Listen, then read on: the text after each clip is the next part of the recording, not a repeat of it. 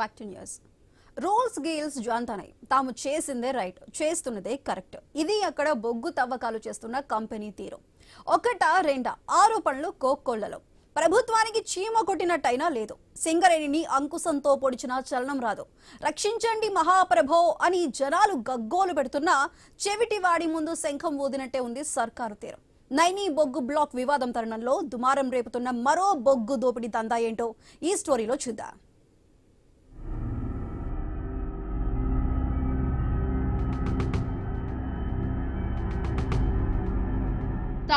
తవ్వి తీసుకెళ్లిపో. వందల లారీల్లో transport. Open cast లో ఏఎంఆర్ ఓపెన్ దందా.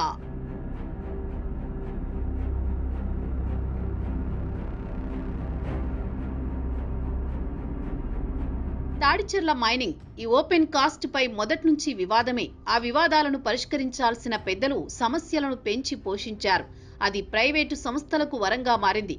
వడ్డించేవాడు మనవాడే అయితే భోజనాల్లో చివరి పంక్తిలో కూర్చున్న ఢోకా ఉండదన్నట్టుగా దోపిడీ సాగుతోంది. దోచుకున్న వాడికి దోచుకున్నంత మహదేవా అన్నట్టుగా ఓపెన్ దందా సాగుతోంది తాడిచెర్ల మైనింగ్. జెన్కో ఒప్పందాన్ని ఏఎంఆర్ సంస్థ తుంగలో తొక్కిందన్న ఆరోపణలు మొదటి నుంచి ఉన్నాయి.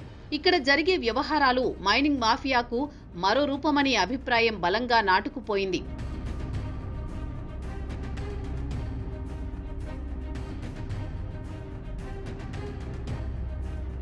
తెలంగాణలోని బొగ్గు గనులు వేలం వేయడంపై వ్యతిరేకత ఉంది. వాటిని సింగరేణికి అప్పగించాలనే డిమాండ్ ఏళ్లకు ఏళ్లుగా వినిపిస్తోంది. కానీ 11 ఏళ్ల క్రితమే తాడిచెర్ల బొగ్గు గనులను ప్రైవేటుకు కట్టబెట్టారు. వాస్తవానికి ఇక్కడి బొగ్గు బ్లాకును మొదట్లో టీఎస్ జెన్కోకు కేటాయించారు. అక్కడి నుంచి సింగరేణికి ఇవ్వకుండా ఏఎంఆర్ అనే ప్రైవేటు సంస్థకు 30 ఏళ్లకు లీజుకు ఇచ్చేశారు. ఫలితంగా వేల కోట్ల విలువైన బొగ్గు నిల్వలు దోపిడీకి తెరతీశారనే విమర్శలు వెల్లువెత్తాయి. 2005లో క్యాప్టివ్ మైనింగ్ కింద భూపాలపల్లి జిల్లాలోని తాడిచెర్ల కోల్ బ్లాక్ను జెన్కోకు ఇచ్చింది కేంద్ర ప్రభుత్వం. వైఎస్ రాజశేఖర్ రెడ్డి ముఖ్యమంత్రిగా ఉన్నప్పుడు ఉమ్మడి ఆంధ్రప్రదేశ్లో పిఎల్ఆర్ కంపెనీ మైనింగ్ కాంట్రాక్టు దక్కించుకుంది. ఈ చర్యను కార్మిక సంఘాలు వ్యతిరేకించాయి, పెద్ద ఎత్తున ఉద్యమించాయి. 2011లో ఇదో పెద్ద రాజకీయ అంశంగా మారింది కూడా. వైఎస్ తర్వాత ముఖ్యమంత్రిగా బాధ్యతలు చేపట్టిన రోసయ్య పిఎల్ఆర్ కంపెనీ కాంట్రాక్టును రద్దు చేయాల్సి వచ్చింది. అంతేకాదు తాడిచెర్లలో బొగ్గు తవ్వకాలు చేపట్టాలని సింగరేణి సీఎండీకి లేఖ రాశారాయన. సమస్య పరిష్కారమయ్యిందని అనుకుంటున్న తరుణంలో 2015లో సీన్ మారింది. జెన్కో ద్వారా ఏఎంఆర్ కంపెనీ సీన్లోకి వచ్చింది. ఈ మార్పులు ఆనాడు అనేక సందేహాలకు బీజం వేశాయి. ఆ అనుమానాలు పెరిగాయే తప్ప తగ్గలేదు.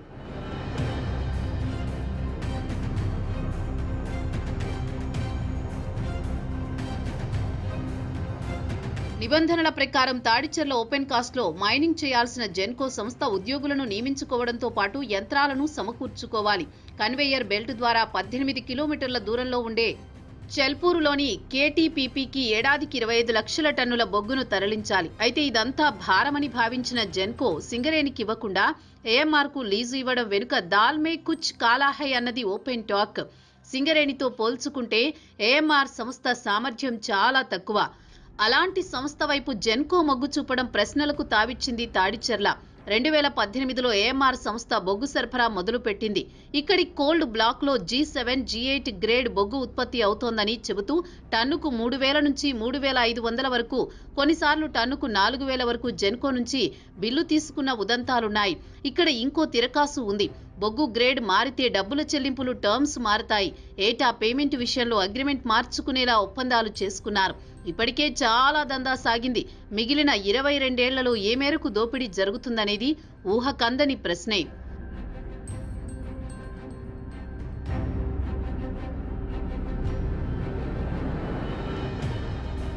ఈ మొత్తం ఎపిసోడ్లో తీవ్రంగా నష్టపోయింది నిర్వాసితులే. దాదాపు 1000 మందికి పైగా ఉద్యోగులను తాత్కాలిక ఒప్పందంపై నియమించుకుంది ఏఎంఆర్ సంస్థ. వీరిలో నిర్వాసితుల సంఖ్య పరిమితమనే ఆరోపణలున్నాయి. అదే తాడిచెర్ల బొగ్గు బ్లాకుని సింగరేణికి అప్పగిస్తే తమకు న్యాయం జరిగేదని, సంస్థలకు లాభాలు రావడంతో పాటు జెన్కోకు బెస్ట్ కోల్ అందేదని చెబుతారు. తాడిచర్ల కోల్ బ్లాకులో 47.93 మిలియన్ టన్నుల బొగ్గు నిక్షేపాలున్నట్లు అప్పట్లో గుర్తించారు. అయితే ఆ సమయంలో తప్పుడు రిపోర్టు ఇచ్చారని ఆరోపణలున్నాయి. ఉద్దేశపూర్వకంగా లో గ్రేడ్ బొగ్గు ఉందని చెప్పారని అంటారు. ఆ విధంగా సీన్లోకి సింగరేణిని రాకుండా చేశారన్నది మరో అభియోగం. వాస్తవానికి తాడిచర్ల కోల్ బ్లాక్లో 80 మిలియన్ టన్నుల నిక్షేపాలున్నట్టు చెబుతారు. పైగా నాణ్యమైన గ్రేడ్ బొగ్గు ఉందన్నది నిపుణుల మాట. అది తర్వాతి కాలంలో రుజువైంది కూడా. మరి ఆఫీసర్లు ఎవరికి ప్రయోజనం చేకూర్చడానికి తప్పుడు నివేదికలు ఇచ్చారన్నది ప్రశ్న.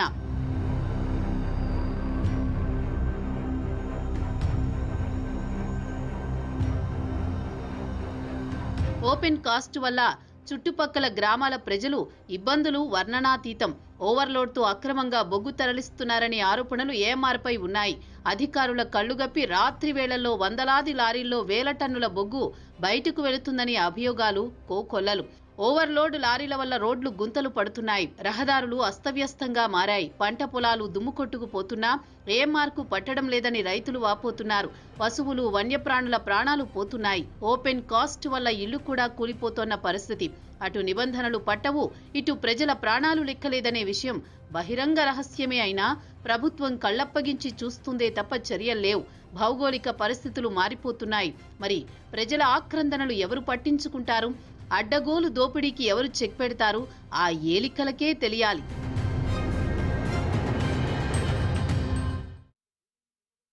బులెటిన్లో